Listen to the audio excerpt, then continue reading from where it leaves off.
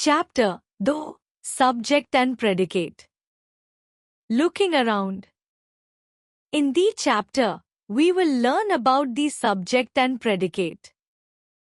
इस अध्याय में हम विषय, सब्जेक्ट और प्रेडिकेट्स के बारे में सीखेंगे।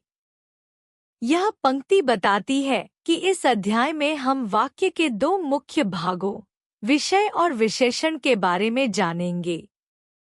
A sentence consists of two parts, subject and predicate.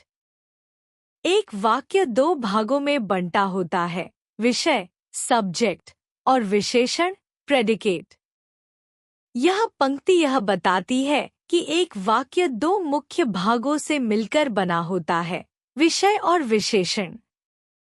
A sentence is said to be complete only if it has both subject and predicate. A sentence is incomplete if any of these essential elements are missing. Thus, such a group of words cannot be called a sentence, rather it is only a part of a complete sentence. एक वाक्य को तब पूरा कहा जाता है जब उसमें विषय और विशेषण दोनों होते हैं। यदि इनमें से कोई एक भी तत्व गायब होता है तो वाक्य अधूरा माना जाता है। इस प्रकार ऐसे शब्दों का समूह वाक्य नहीं कहलाता, बल्कि यह एक पूरे वाक्य का हिस्सा होता है। यह पंक्ति बताती है कि एक वाक्य तभी पूरा माना जाता है जब उसमें विषय और विशेषण दोनों होते हैं। यदि इनमें से कोई एक गायब हो तो वह अधूरा होता है। सब्जेक्ट, विषय, the person or thing doing the action or being described and talked about is called the subject of a sentence. वह व्यक्ति या वस्तु जो क्रिया कर रहा हो या जिसके बारे में बात की जा रही हो, उसे वाक्य का विषय कहा जाता है। Examples: 1. The dog is a faithful pet. कुत्ता एक वफादार पालतू है। 2. Anant is doing his homework. अनंत अपना होमवर्क कर रहा है। यह पंक्ति यह दर्शाती है कि वाक्य में जो शब्द क्रिया कर रहे हैं या जिनके बारे में बात की जा रही है, वे विषय होते हैं। In the above sentences, the words in color are subject. ऊपर दिए गए वाक्यों में रंगीन शब्द विषय हैं। यह पंक्ति बताती है कि वाक्य में जो शब्द विषय होते हैं, उन्हें विशेष रूप से पहचाना जाता है। प्रेडिकेट, विशेषण, the part of a sentence which says something about the subject is called the predicate of a sentence.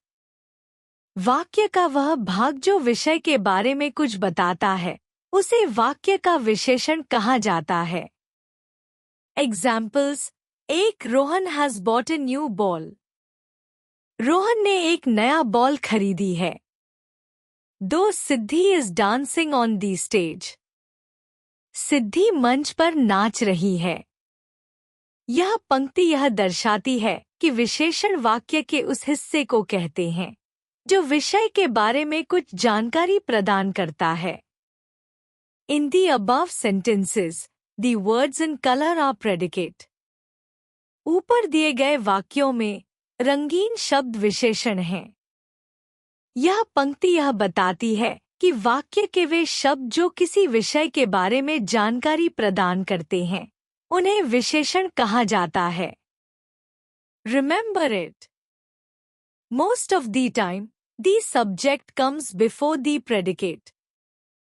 However, sometimes the subject can come after the predicate.